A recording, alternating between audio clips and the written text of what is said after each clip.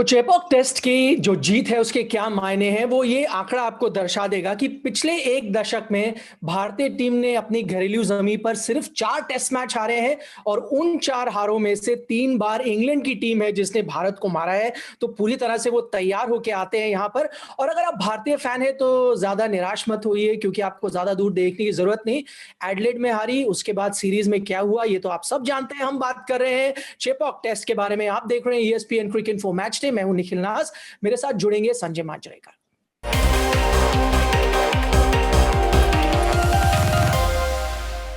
तो मैच का हाल कुछ ऐसा रहा कि 192 रन पर भारतीय टीम सिमट गई। 227 रन से ये मैच इंग्लैंड की टीम ने जीता।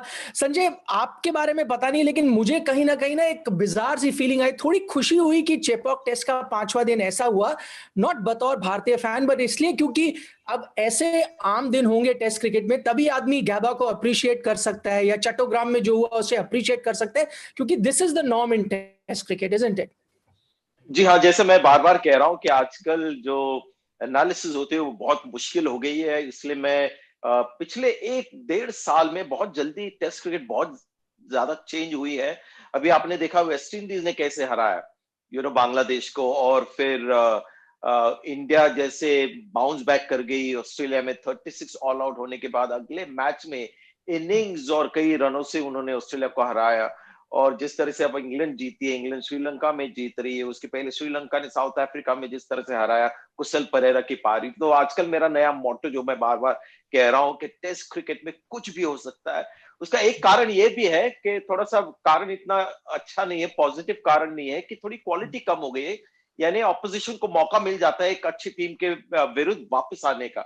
जब एक महान टीम होती है तो फिर वो 4-0 जीतती है और हर कोने में जाके वेस्ट इंडीज ऐसे जीती थी, ऑस्ट्रेलिया जीत रही थी स्टीव वॉक के अंडर, मार्क टेलर के अंडर। उसके बाद अभी शायद कोई महान टीम नहीं है देश में कि जो जाके हर जगह अपना स्थान जो डोमिनेट करे, जीते। क्योंकि अगर 2 टेस्ट मैच जीते तो 2 मैचेस हार जाते हैं, तो ये माहौल बन गया है। लेकिन उसके वजह से निकल टेस्ट क्रिकेट बहुत रोमांचक हो गया है। पहले पॉइंट पे आ रहे हैं, वो है एंडरसन के एक स्पेल ने तोड़ दी भारतीय टीम की कमर। ये भी संजय काफी चर्चा होती है कि एंडरसन स्विंग गेंदबाज हैं, उनको ओवरकास्ट कंडीशन चाहिए। वैसा कुछ भी नहीं था। वो दिखा रहे हैं उनकी वैल्यू क्या है टेस्ट क्रिकेट में और क्यों उन्हें इतना हाईली रेटेड माना जाता है। जिमी एंडरसन ने 2012 में दिसंबर में ईडन गार्डन्स में भी इंग्लैंड को टेस्ट मैच जिताया था। तब भी पिच में उनके लिए कुछ नहीं था। 6 विकेट लिए थे उस टेस्ट मैच में, उसमें से 4 विकेट्स थे तेंदुलकर, विराट कोहली, महेंद्र सिंह धोनी और युवराज सिंह। तो उन्होंने पहले भी भारत की कमर तोड़ी है और वो टेस्ट मैच इंग्लैंड जाके जीती थी। वो सीरीज अब 2012 में वो जीते। तो जिमी एंडरसन ने ये कारनामा पहले भी करके दिखाया, लेकिन महान खिलाड़ियों के साथ होता है कि उनको बार बार ये करके दिखाना होता है। तो इस मैच में आपने देखा जिस पिच से धूल उड़ रही थी, उस मैच में उन्होंने 2 दिग्गज दिग्गज नहीं, बहुत ही अच्छे बल्लेबाजों को उन्होंने आउट लिया। शुभमन गिल जो बिल्कुल सेट थे, और अजिंक्य रहाणे को ऑलमोस्ट 2 बार उन्होंने 2 गेंदों में आउट किया उस तरह के पिच के ऊपर, और दोनों डिफेंस में उनको बीट किया उस पिच के ऊपर। इससे पता चलता है कि उनका क्लास क्या है। और टैक्टिक्स भी इतनी बेहतरीन रही है इंग्लैंड की कि उन्होंने ज्यादातर स्पिनर से गेंदबाजी की मॉर्निंग सेशन में, शुरुआत भी स्पिन से की, लेकिन जिमी एंडरसन को 26 से 27 ओवर के लगभग नजदीक लाया, जब हल्का सा रिवर्स स्विंग हो रहा था और बॉल ज्यादा पुरानी नहीं भी थी, थोड़ी सी ठोस थी। क्योंकि क्या होता है कि रिवर्स स्विंग हो और बॉल अगर सॉफ्ट हो या उसकी सीम बिखरी हो तो रिवर्स स्विंग में उतना मजा नहीं आता। तो ये एक टैक्टिक भी बहुत बढ़िया थी। जोफ्रा आर्चर ने पहले इनिंग में 2 विकेट लिए, गिल और रोहित शर्मा को आउट किया। और सेकेंड इनिंग्स में जिस तरह से गिल और रहाणे ने आउट किया, तो ये 2 सीमन ने दिखाया कि किस तरह से वो कंट्रीब्यूट कर रहे हैं एक अच्छी बल्लेबाजी को जो इंग्लैंड ने इस टेस्ट मैच में दिखाई। भारतीय बल्लेबाजों के नजरिए से देखें तो कैसे काउंटर किया जाए, क्योंकि आपको पता है कि एंडरसन जब रिवर्स होगा रिवर्स कराएंगे। क्या आप ये जहन में ये लेकर चलें कि मैं सिर्फ अंदर वाली बॉल का ही ख्याल रखूंगा क्योंकि वही स्टंप पे लग सकती है, बाहर जाती जाए तो कोई बात नहीं? क्या ये माइंडसेट के साथ थोड़ा प्री डिटर्मिन्ड माइंडसेट के साथ आ सकते हैं? मैं बहुत रिवर्स स्विंग खेला हूं, क्योंकि हमारे एरा में बहुत रिवर्स स्विंग होती थी और तेज गेंदबाज भी होते थे। वसीम अकरम, वकार यूनिस, डैनी मॉरिसन भी बहुत बढ़िया रिवर्स स्विंग कराते थे। तो एक मोटो ये होता है कि जो हवा में दिखता है उसको भूल जाइए, सिर्फ अपने स्टंप्स को प्रोटेक्ट कीजिए और बैकलिफ ज्यादा ना ले, और बॉल को जितना लेट हो सके उतना खेलिए। वीवीएस लक्ष्मण रिवर्स स्विंग को बहुत बढ़िया खेलते थे, क्योंकि बिल्कुल बॉल को स्विंग होने देते और फिर लेट अपने बल्ले से खेलते, ज्यादा फ्रंट फुट को, पैड को बीच में ना लाए। तो शुभमन गिल थोड़े से लेट हुए, थोड़ा अगर वो जल्दी पोजीशन में आते, बैकलिफ्ट कम लेके, अजिंक्य रहाणे बहुत बुरी तरह से बीट हो गए। तो इन दोनों को थोड़ा सा अभ्यास करना होगा कि कैसे बॉल को लेट खेले और पोजीशन में जल्दी आ जाए, क्योंकि दोनों अगर आप देखो तो आउट होने के बाद वो उनकी पोजीशन या जो बैटिंग का जो सीक्वेंस होता है वो आउट होने के बाद कंप्लीट हुआ था। कंसिस्टेंट जैक लीच ने दिलाई इंग्लैंड को जीत। इस पर अब हम चर्चा करते हैं। आपने जैसे कहा था वो अपनी पेस भी थोड़ी वेरी कर रहे थे, थोड़ा तेज भी डाल रहे थे, उनको फायदा मिला। मैं उनको मैच के बाद सुन रहा था, उनका कहना था पहली पारी में जब इतनी पिटाई हो रही थी उन्हें लगा कि मैं जैसे आईपीएल का मैच खेल रहा हूँ, टेस्ट क्रिकेट नहीं।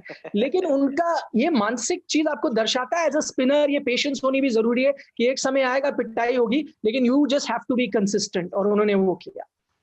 देखिए पहले इनिंग्स में बेस्ट को ज्यादा विकेट मिली, लेकिन अगर गेंदबाजी देखे तो जैक लीच ने इतनी बुरी गेंदबाजी नहीं की थी, तो उनके फिगर्स थोड़े से मिसलीडिंग है। ऋषभ पंत उनके पीछे पड़ गए थे, इसलिए और भी उनके फिगर्स खराब हो गए। लेकिन अगर उनकी बॉलिंग देखे तो ज्यादा बैड बॉल्स उन्हें डाले नहीं थे। एक ही जो फर्क उन्होंने लाया सेकेंड इनिंग से बॉलिंग में कि स्पीड उन्होंने बढ़ाई।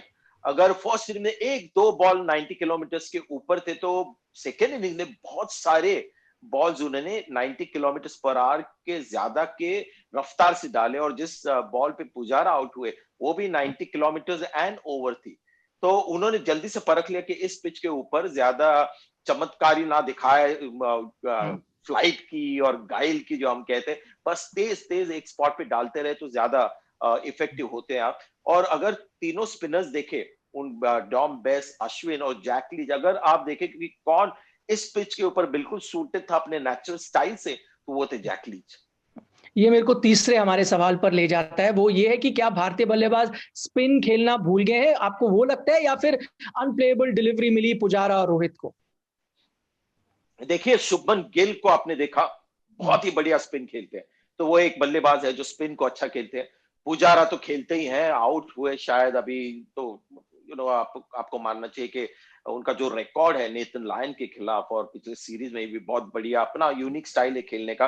रोहित शर्मा भी अच्छा स्पिन खेलते हैं, लेकिन हमने देखा है कभी कभी अच्छी बॉलों पे इस तरह से आउट होते हैं। तो ऐसे नहीं कहूंगा कि पूरी टीम कमजोर है, अगर ज्यादा फोकस और अभ्यास थोड़ा सा करना पड़ेगा स्पिन को अच्छी तरह से खेलना, तो वो शायद रोहित शर्मा को अगले मैच में करना होगा। और अजिंक्य रहाणे को थोड़ा बहुत मुझे लगता है वो स्पिन के खिलाफ कभी कभी कमजोर नजर आते हैं, लेकिन विराट कोहली बहुत महान प्लेयर है स्पिन के। ऋषभ पंत भी मुझे लगता है अच्छा स्पिन खेलते हैं। तो पूरी यूनिट नहीं कहूंगा कि स्पिन के खिलाफ इतनी बुरी नहीं है, अच्छी गेंदबाजी हुई है। और कभी कभी होता है कि अपनी नजर इतनी होती है कि जोफ्रा आर्चर के ऊपर और एंडरसन के स्पिनर्स को बहुत बार हम अंडर एस्टिमेट कर जाते हैं। अगला पॉइंट हमारा ये है कि घर पर रहाणे का संघर्ष जारी है। वैसे मैं इनके स्टैट्स देख रहा था, पिछले 3-4 सालों में जो एवरेज है वो करियर एवरेज के बराबर ही है, लेकिन एक बहुत फर्क नजर आता है उनके करियर में, वो ये कि पीक्स बहुत है और फिर जो लोज हैं वो काफी लंबे समय तक रहते हैं, फिर एक बड़ा पीक आता है। तो वो पीक आपकी एवरेज ठीक रखते हैं लेकिन कंसिस्टेंसी थोड़ी कम फिर नजर आती है। कैसे इसको डील किया जाए? अजिंक्य रहाणे मेरे लिए बहुत ही एक इंटरेस्टिंग टॉपिक रहे हैं पिछले 3-4 सालों से। 2017 का जो साल था और इंदौर का एक टेस्ट मैच था न्यूजीलैंड के खिलाफ, वहां पर उन्होंने बड़ा शतक किया था। उसके बाद जो अजिंक्य रहाणे मैंने देखा है अपनी आंखों से, वो उस तरह के अजिंक्य रहाणे नजर नहीं आए जो हमने 2017 तक देखा था। यानी उन्होंने ऑलमोस्ट वर्ल्ड टूर किया था उसके पहले, अपना टेस्ट जीवन करियर उन्होंने वहां पर शुरुआत किया, हर जगह खेल के आए थे और 40-50 की उनकी औसत थी। उसके बाद वो सेम अजिंक्य रहाणे का पीक हमने देखा नहीं है। और आपने सही कहा, वो रन बनाते हैं, फिर उनकी पोजीशन टीम में पक्की हो जाती है। एक दो बार उनको ड्रॉप भी किया, वो भी उनके लिए ज्यादा हेल्पफुल नहीं था। और ये जो दौर है अभी अभी मेलबर्न में उन्होंने एक बहुत ही अच्छा 100 किया था, और कप्तान है, एस्टैब्लिश प्लेयर है। तो अगर कोई ऐसा player, experience player, establish player 100 run बनाते तो फॉर्म पकड़ना चाहिए और उसके बाद लगातार रन बनते जाने चाहिए, जैसे विराट कोहली करते हैं, पुजारा करते हैं। तो जब कोई ऐसा प्लेयर हो और एक्सपीरियंस प्लेयर हो जो रन बनाता है और टीम में अपनी पोजीशन एकदम बिल्कुल पक्की हो जाती है और उसके बाद लगातार फेलियर्स होते, तो टीम को उसका फायदा नहीं मिलता। तो मेलबर्न के बाद भारत को मिलना चाहिए था एक बल्लेबाज इन फॉर्म जो आउट ऑफ फॉर्म बल्लेबाजों को थोड़ा सा कॉम्पनसेट करे। तो तो ये एक समस्या अजिंक्य रहाणे के साथ रही है, और मुझे लगता है इसका पूरा मेंटल एक रीजन है जिसकी वजह से उनका जो सेल्फ कॉन्फिडेंस है वो 100 के बाद चोटी पे नहीं पहुंच जाता, वो वहीं पर कहीं पर रहता है। और अभी फिर से आप देखेंगे अजिंक्य रहाणे जब आएंगे अगले मैच में थोड़ा सा अंडर कॉन्फिडेंट होंगे, क्योंकि 6-8 इनिंग्स उनके उसके बाद उनको फेलियर्स का सामना करना पड़ा है। आखिरी पॉइंट का रुख करें, वो है रूट ने लिखी जीत की इबारत। रूट द बैट्समैन तो बिगेस्ट डिफरेंस नजर आए संजय दोनों टीमों के बीच। रूट द कैप्टन के बारे में क्या ख्याल आते हैं आपके? टैक्टिकली बहुत ही अच्छे रहे, अच्छा टेस्ट मैच रहा। यही जो रूट आगे जाके सीरीज में शायद गलतियां भी करेंगे, लेकिन कई कई अच्छे मूव्स उन्हें के। एक तो जिस तरह से बल्लेबाजी की, वो जो टैक्टिक था कि स्पिनर्स को बैकफुट पे खेले, 3-4 उनके टॉप 5 में बल्लेबाज ऐसे थे कि गुडलिंग बॉल को पीछे खेल रहे थे। ये हमने कभी फॉरेन बैट्समैन को खेलते हुए देखा नहीं, तो ये एक बहुत ही बढ़िया उनकी टैक्टिक थी। और उसके बाद जो हमने बॉलिंग के साथ देखा, जिस तरह से जोफ्रा आर्चर का यूज किया, पहले 5-6 जो इंडियन बल्लेबाज थे उनको बहुत ही अग्रेसिवली उन्होंने ट्रीट किया, शॉर्ट बॉल डाल के, फास्ट बॉल डाल के, दिखाने के लिए कि हम एक अग्रेसिव टीम है। और फिर आज जो आखिरी दिन था वहां पर मुझे लगता है कि बहुत ही उन्होंने एक अच्छा कार्ड खेला कि जिमी एंडरसन को फ्रेश रखा पूरा। ओवरनाइट रेस्ट तो उनको मिला ही, आते आते शुरुआत में उनको गेंदबाजी नहीं दी, और 25-30 ओवर के करीब जब उनको लाया, जब रिवर्स स्विंग हल्की सी हो रही थी और बॉल हार्ड था, यानी और भी पिच से रिस्पॉन्ड होने वाला वो बॉल था, तो ये जो चीजें थी वो देखकर बहुत ही इंप्रेसिव उनकी टैक्टिक्स लगी।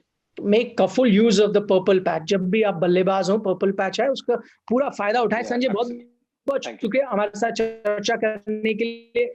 अब जो दूसरा टेस्ट मैच भी है वो भी यहीं पे खेला जाएगा। भारत के पास मौका होगा सीरीज में वापसी करने का, तब आपसे मुलाकात होगी। आप देख रहे थे ESPN cricket info match day.